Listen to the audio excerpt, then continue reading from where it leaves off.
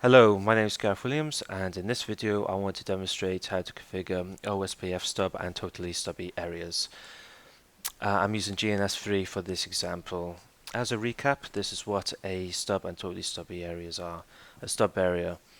Stub area will allow LSA types 1, 2 and 3, but will block LSA types 4 and 5.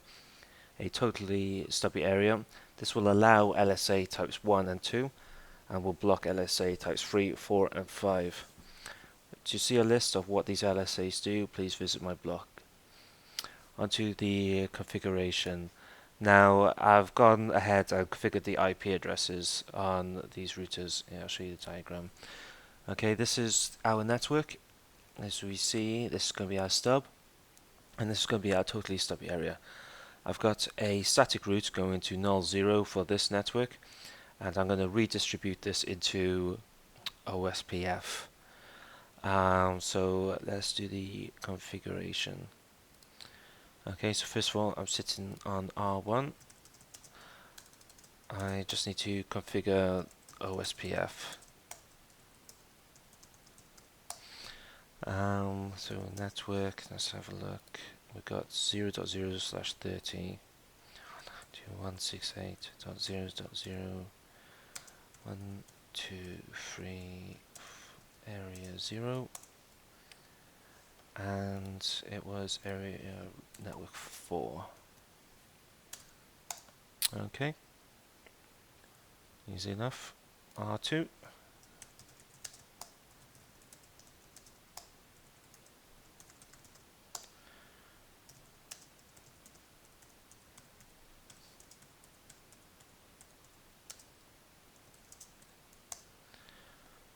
Okay, so what was the other network? R2 23.0/24.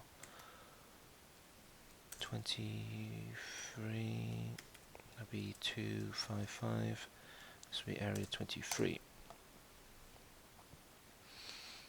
Okay, now R3. Router network.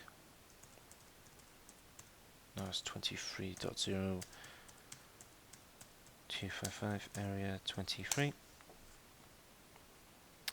Okay, so that neighbor has come up. Let's go to R4. OSPF1. Router 4.4.4. Network 0.4/30.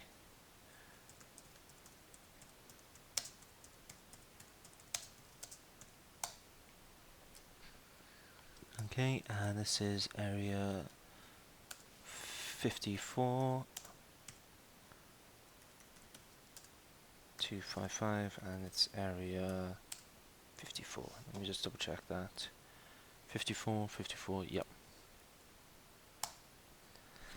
And R5.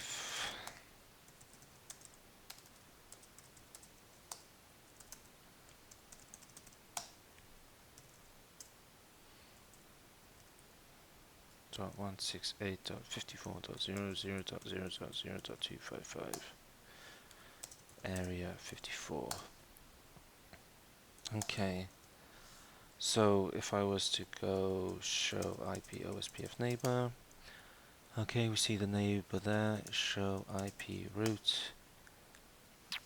Okay, now then let's get R5 to ping R3, so it's 23.3.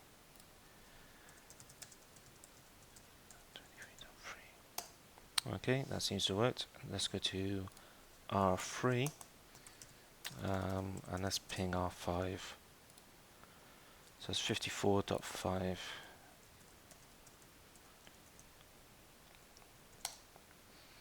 Okay, success. Now then, let's go to R1, and I want to redistribute this static route into OSPF.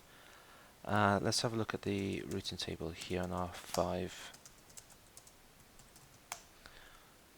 Okay, and R3 while we're here, because these are at the edge of our network.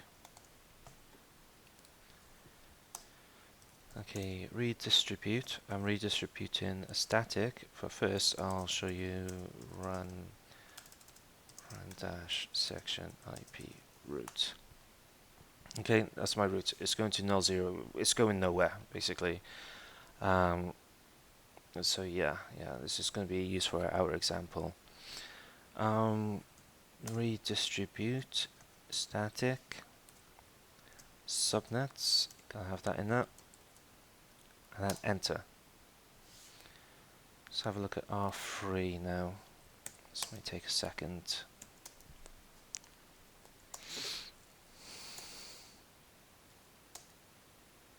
Okay, now we see we've got an E2 route. Go into this network is OSPF E2 with a metric of 20. Now, as a recap, this is what these E routes do. E1 is a route from outside the OSPF domain, however the metric will increment. E2 is a route from outside the OSPF domain, however the metric will not increment. By default, if you do not set a metric, this will be set to 20, and if you do not set a metric type, this will default to E2. So, for example, what I can do here, if I set a metric to, I don't know, let's set it to 40. No, let's do the metric type 1. Let's have a look at R3. Yeah, see that? It's changed to E1 and the metric is that.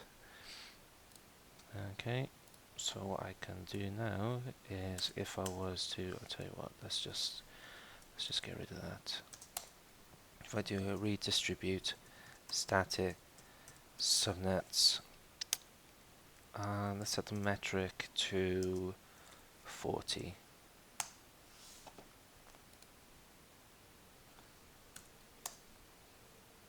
Yeah, so you know it's an E2 40, so it's not incrementing as it goes through the OSPF network. Okay, so I guess we'll start on the stub area. R3, okay, so this is our routing table now. I'm going to configure the stub area. I guess we'll start off on R2. So area 23, the area that's going to be affected, stub. That's it. Okay, so the neighbor adjacency has gone down. Let's go back into OSPF1 and it is area 23, the area that's going to be affected, stub. Okay, so now if we do a show IP OSPF neighbor, yep, our neighbor is in a full state. So now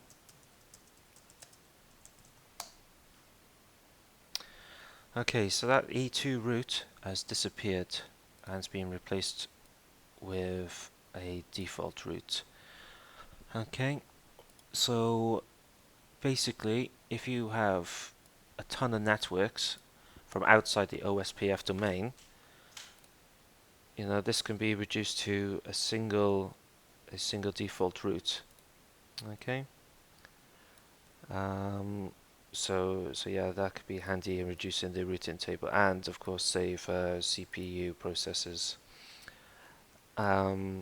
So that's okay. I guess we'll configure the OSPF Totally Stubby area. R4, we're already here, and it's area 54. Area 54. Oh, I'll tell you what. Let's just do this. Okay, so we see everything there. Area 54 stub, no summary. That's the only difference. Okay. R5, just to show you, the OSPF is actually down at the moment. Well, as you see, the dead timer is going down, so that will die in a second. Route to OSPF1. Area 54. and it's just stub.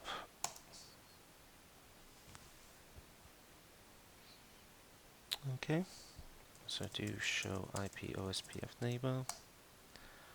Okay,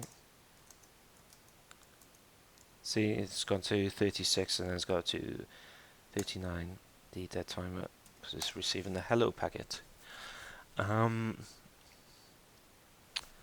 Okay, let's check out the routing table. Okay, so a totally stubby area has taken a routing table like that,